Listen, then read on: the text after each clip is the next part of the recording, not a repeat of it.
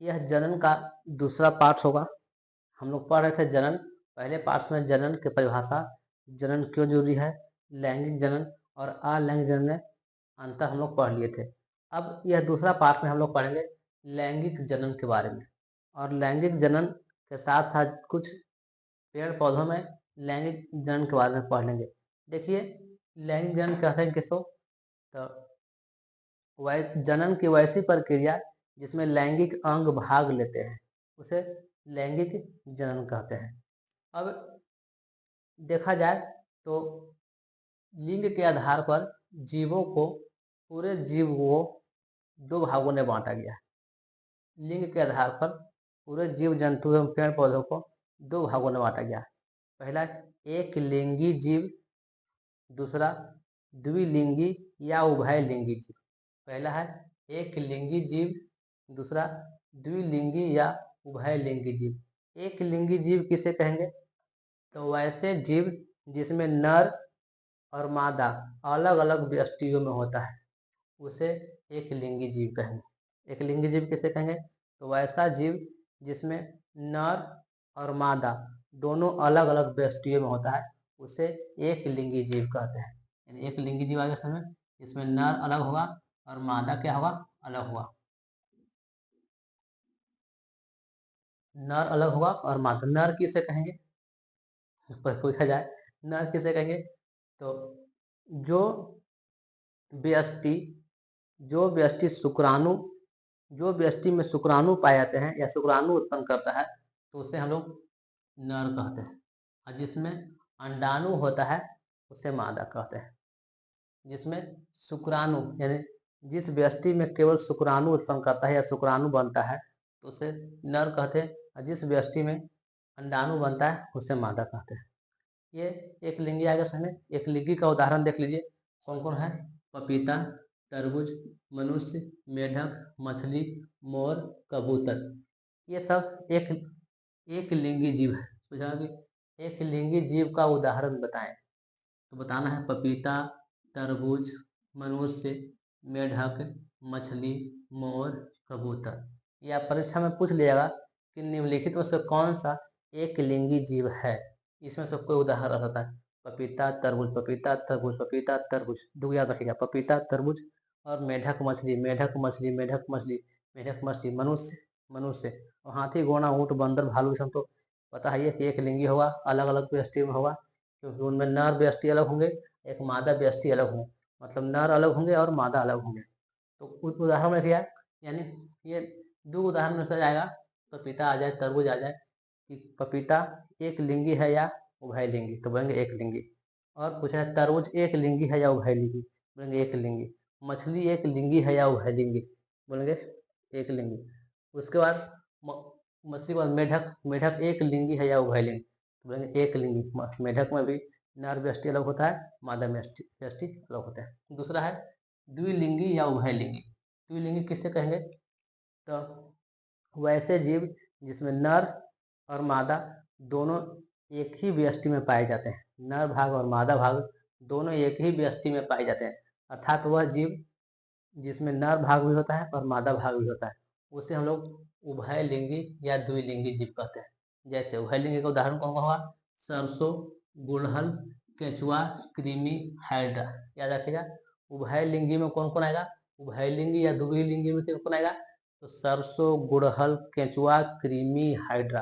कौन कौन, सरसों, गुड़हल, केचुआ, कृमि, हाइड्रा। ये सब द्विलिंगी या उभयलिंगी जीव आते हैं। अब हम लोग शुरू करते हैं। पहला, पौधा में, जैसे बताए थे, पौधा में या पौधों में जनन की प्रक्रिया, जनन की प्रक्रिया।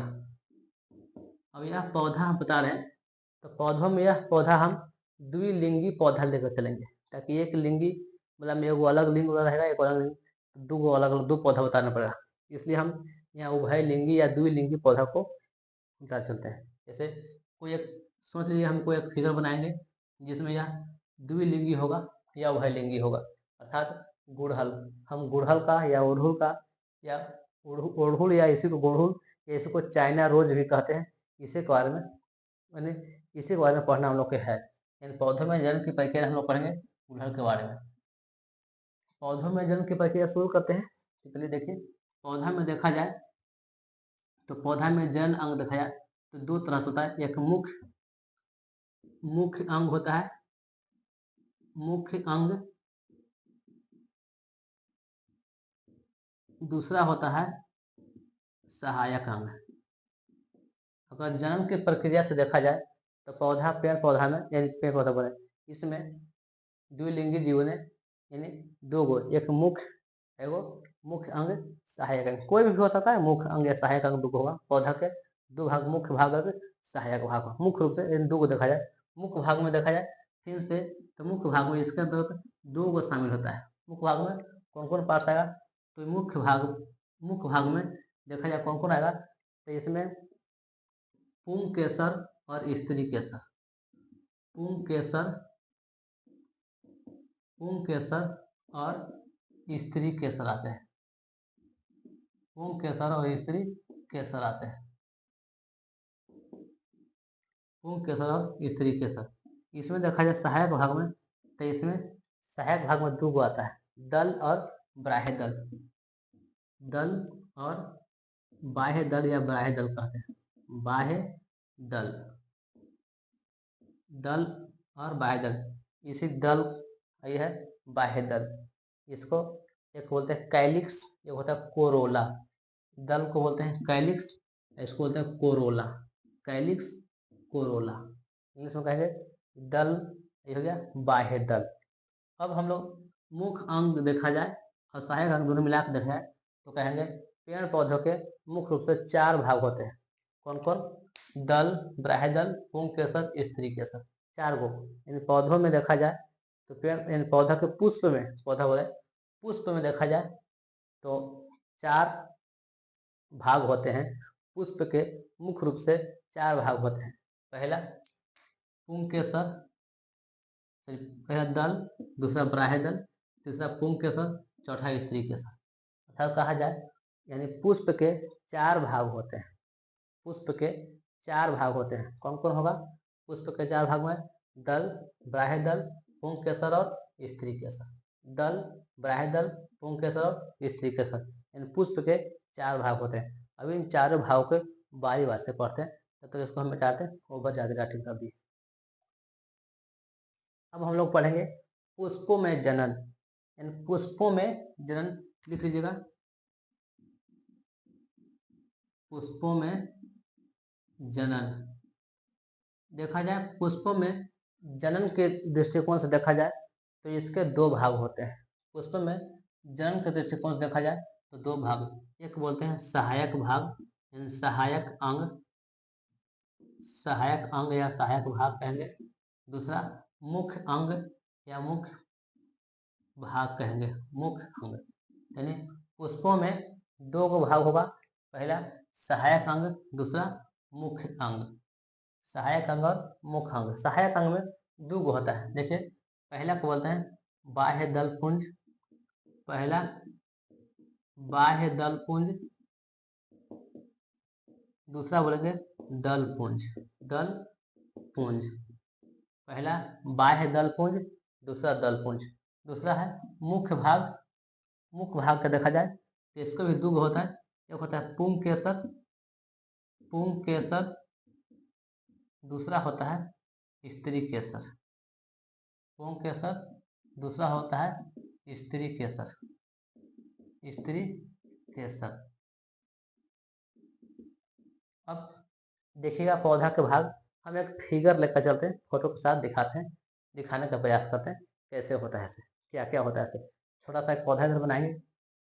देखिए हम यहाँ बना रहे हैं, ये है वृंत, इसको बोलते हैं वृंत। जो डंटी फूल लगा होता है, डंटी, इसको वृंत कहते हैं। और ये बना रहे हैं इस तरह से,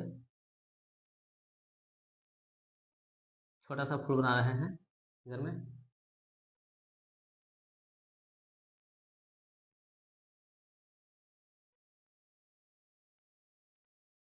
ये है बाह्य दल, ये है बाह्य दल। ये दो बना दिए, ये दो को बना दिए बाह्य दल। ये है वृंत। यहाँ पे हो गई पुष्पासन, पुष्पासन, जिस पर यह पुष्प बैठा हुआ है, पुष्पासन।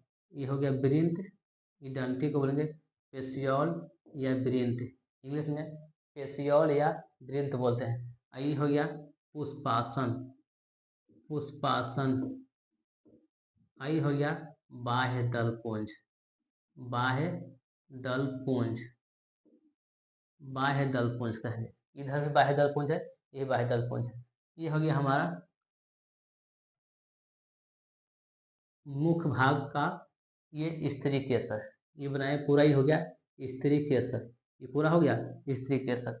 ये है बाह्य दलपुंज दिखला दिए, ये है बाह्य दलपुंज, ये हो गया स्त्री केसर। अब देखा जाए, अब इसमें बना रहे हैं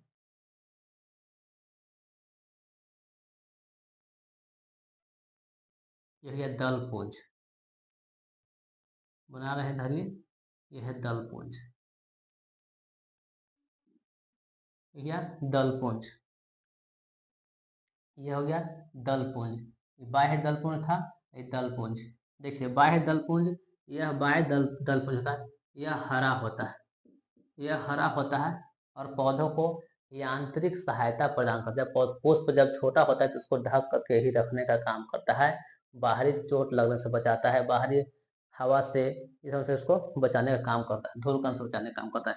यह है दलपुंज। दलपुंज क्या है? तो यह रंगीन होता है, यह कई रंगों का होता सकता है, रंगीन। यह पुष्प के ऊपर डिपेंड करता है कि कौन पुष्प है, किस रंग का, उजला होगा, पीला होगा, लाल होगा, गुलाबी होगा, कई रंग के ये होगा दलपुंज। ये क्या करता है? ये सहायता करता है, यांत्रिक सहायता करता है, धूल कण से बचाता है, हवा से बचाता है, मतलब बाहर से ही छोटा रहता है पौधा, इसको ढक लेता है सुबह सुबह कली में। और ये है दलपुंज। ये किस में सहायता करता है? क्योंकि सहायता है तो सहायता करेगा। ये किस में सहायता करता है? तो यह परागन की क्रिया के समय कीट पतंगों को आकर्षित करता है, और आकर्षित करता है कीट पतंगों को, तो वहां पे ही सहायता करता है, कीट पतंग को आकर्षित करेगा। आकर्षित करता है, यदि यह रंगीन पौधा होगा तो यह दिन में पूरा रंग बिरंग इसके पास कीट पतंग आएंगे, इसके रंगों को देखकर आकर्षित होंगे और बैठेंगे।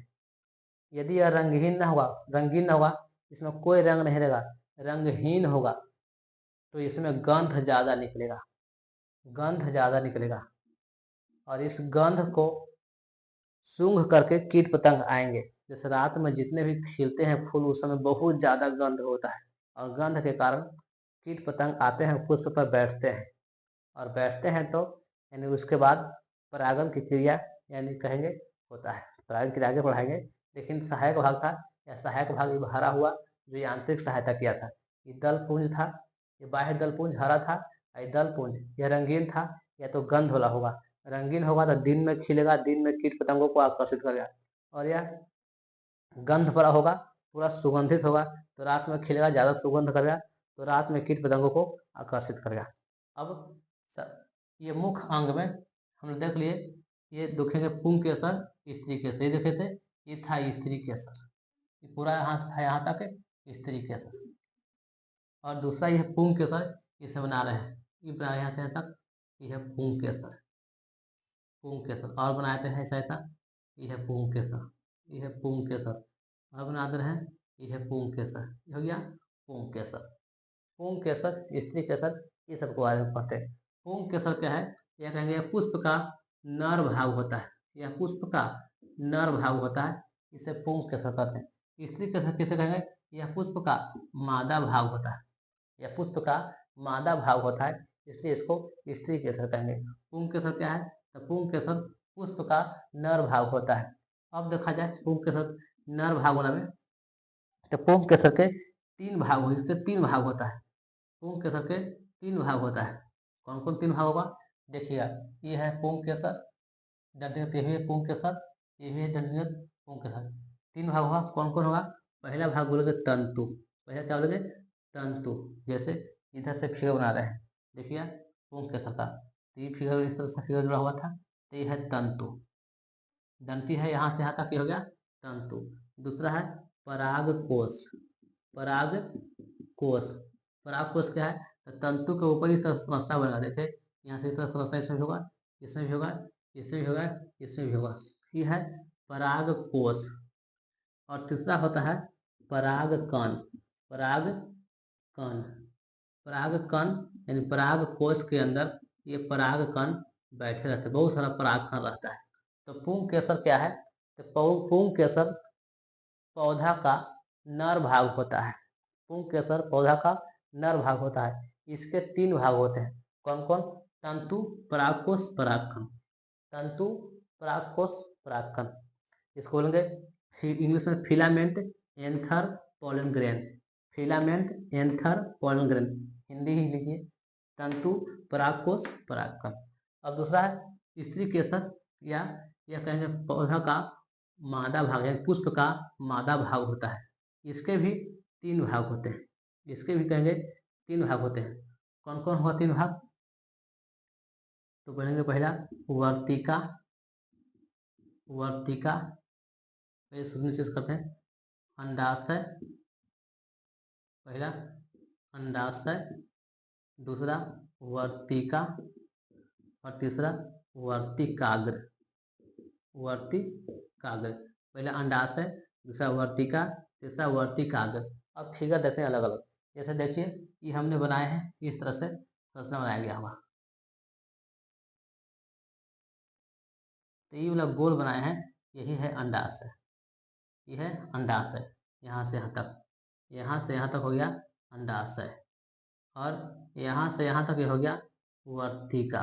ये हो गया वर्तिका, और ऊपर इस तरह से होगा, ये हो गया वर्तिकाग्र। तीन देख लिए स्त्री केसर के 3 भाग कौन कौन? अंडाशय, वर्तिका, वर्तिकाग्र। अंडाशय देखिए यहाँ से यहाँ तक हो गया अंडाशय, ये हो गया यहाँ से यहाँ तक हो गया वर्तिका, और ऊपर वाला भाग गया ऊपर ही हो गया तीसरा, यहाँ से ये वाला खड़े था 2 तक, ये हो गया वर्तिकाग्र। 3 भाग हो गया। ये पहला भाग अंडाशय, दूसरा भाग वर्तिकाग्र, ये तीसरा हो गया वर्तिकाग्र। अब इन सबके बारी बारी से लोग पढ़ेंगे। तो पुष्प का भाग देख लें। अगर परीक्षा में पूछे कि पुष्प के कितने भाग होते हैं, तो बोलेंगे पुष्प के मुख्य रूप से 4 भाग बोलेंगे। ये सहायक प्रमुख है, लेकिन पुष्प के 4 भाग ही कहेंगे। पहला कौन कौन कहेंगे? पुष्प के 4 भाग में कौन कौन? तो बोलेंगे बाह्य दलपुंज, दलपुंज, पुंकेसर, स्त्री केसर। फिर से बाह्य दलपुंज, दलपुंज, पुंकेसर, स्त्री केसर। बाह्य दलपुंज क्या करता है? यह पौधा को बाहर से यांत्रिकी सहायता करता है। यह दलपुंज क्या करता है? यह परागण की क्रिया के लिए कीट पतंगों को आकर्षित करता है। यह दलपुंज क्या करता है? परागण की क्रिया के लिए कीट पतंगों को अपनी ओर आकर्षित करता है। परागण समझाएंगे। यह पुंकेसर, यह पुष्प का नर भाग होता है, या पुष्प का पुरुष भाग होता है। इसके 3 भाग होते हैं, तंतु, परागकोश, परागकण। यह स्त्री केसर, यह पुष्प का मादा भाग होता है। कौन कौन है मादा भाग में? अंडाशय, वर्तिका, वर्तिकाग्र। ये फिगर में समझा दिए। और इसमें और जो दिखाए थे अलग अलग, ये था वृंत, यहाँ पे था इस तरह से पुष्पासन, इसमें जुड़ा हुआ था, ये जुड़ा हुआ था, बाह्य दल जुड़ा हुआ था और दलपुंज जुड़ा हुआ था। अब इसमें ये पुष्प का भाग हो गया। अब इसमें एक क्रिया पढ़ना लोग के परागन पढ़ना है। परागन क्या है? ठीक है, लिखेंगे परागन। परागन क्या है? परागन की क्रिया को समझाएं, या परागन से आप क्या समझते हैं? कहेंगे पुष्प के नर भाग पराग कोश से पराग कण को निकलकर मादा भाग वर्तिका तक पहुंचने की क्रिया को परागन कहते हैं। परागन इतना बड़ा प्रभाव नहीं लेना, कहेंगे सीधे पराग कण को वर्तिका तक पहुंचने की क्रिया को परागन कहते हैं। पराग कण को वर्तिकाग्र तक पहुंचने की क्रिया को परागन कहते हैं। यानी ये पराग कण एगो निकलेगा और कहाँ पहुंच जाएगा? वर्तिकाग्र तक पहुंच जाएगा, तो उसी को हम लोग बोलते हैं परागन। परागन किसे कहते हैं? तो पराग कोश से पराग कण को निकलकर वर्तिकाग्र तक पहुंचने की क्रिया को परागन कहते हैं। ये पहुंचेगा कैसे? अपने से नहीं, ये हवा के द्वारा हिले उलेगा तो उछल के टूट के चल जाएगा, या तो चिड़िया बैठेगा चलेगा, या तो कीट पतंग जो ये आकर्षित किया था दलपुंज रंगीन भाग होने के कारण से, तो कीट पतंग बैठेगा पराग कोश पर पराग कोश से पराग कण उसको चिपकेगा पैरूर में और जाएगा वर्तिकाग्र पर, और वर्तिकाग्र तक पहुंच जाएगा तो उसी को परागन कहते हैं। परागन दो प्रकार के होते हैं, एक बोलते हैं स्वपरागन, स्वपरागन, दूसरा बोलते हैं पर परागन। परागन दो तरह के, एक स्वपरागन, दूसरा पर परागन। स्वपरागन किसे कहते हैं? तो एक ही पुष्प होगा, एक ही पुष्प में दोनों भाग होगा, नर भाग और मादा भाग दोनों होगा। तो एक ही पुष्प के पराग कोश से पराग कण निकलकर उसी पुष्प के वर्तिकाग्र तक पहुंच जाता है तो उसे हम लोग स्वपरागन कहते हैं। फिर से, एक ही पुष्प के पराग कोश से निकलकर पराग कण उसी पुष्प के वर्तिकाग्र तक पहुंचता है तो उसे स्वपरागन कहते हैं। अर्थात एक ही पुष्प के पराग कोश से पराग कण निकलकर उसी पुष्प के वर्तिकाग्र तक पहुंचने की क्रिया को स्वपरागन कहते हैं। दूसरा पर परागन। पर परागन में कहेंगे एक पुष्प के पराग कोश से पराग कण निकलकर दूसरे पुष्प के पराग कोश से दूसरे पुष्प के वर्तिकाग्र तक पहुंचने की क्रिया को पर परागन कहते हैं। फिर से पर परागन किसे कहेंगे? तो किसी एक पुष्प के पराग कोश से पराग कण निकलकर दूसरे पुष्प के वर्तिकाग्र तक पहुंच जाता है तो उसे पर परागन कहते हैं। स्व मतलब अपना, एक ही पुष्प का दोनों भाग हुआ। जैसे पुष्प को बताएं वह लिंगी है तो पराग कोश से निकलेगा परागकण और यहाँ पहुंच जाएगा, या यहाँ से निकलेगा यहाँ पहुंच जाएगा, यहाँ से निकलेगा यहाँ पहुंच जाएगा, तो इसी को हम लोग बोलेंगे स्वपरागन। लेकिन सोचो दो पुष्प अलग अलग हुआ, एगो पुष्प इधर होगा, एगो पुष्प इधर होगा, अलग होगा, इस पुष्प से निकल करके दूसरे पुष्प पर जाएगा तो पर परागन। इस पुष्प से पराग कोश निकलेगा और पराग कण निकल के वर्तिका कर जाएगा दूसरे पुष्प तक तो उसको बोलेंगे पर परागन। और परागन के बाद होता है निषेचन की क्रिया। निषेचन क्रिया, अब यह निषेचन क्रिया इसके अंदर होगा। परागन के बाद निषेचन क्रिया होता है, उसमें भी निषेचन, नर युग्मक और मादा युग्मक आपस में मिलते हैं तो पुष्प में निषेचन की क्रिया होता है। तो ये था पुष्प में जन्म। आशा करते हैं कि आपको समझ में आ गया होगा। यदि आपको नोट्स चाहिए तो कमेंट बॉक्स में जरूर लिखें, हम हैंड राइटिंग नोट्स या प्रिंटेड पीडीएफ आपको उपलब्ध करा देंगे। यदि हमारा यह वीडियो अच्छा लगता हो तो अपने दोस्तों तक जरूर शेयर कर दें, कमेंट बॉक्स में जरूर कुछ लिखें, अपने संबंध को बतलाएं और चाहते हैं कि हमसे ऑफलाइन कोचिंग में भी पढ़ें तो हमारे कोचिंग में आप जुड़ सकते हैं। तब तक के लिए मिलते हैं अगले वीडियो में। धन्यवाद।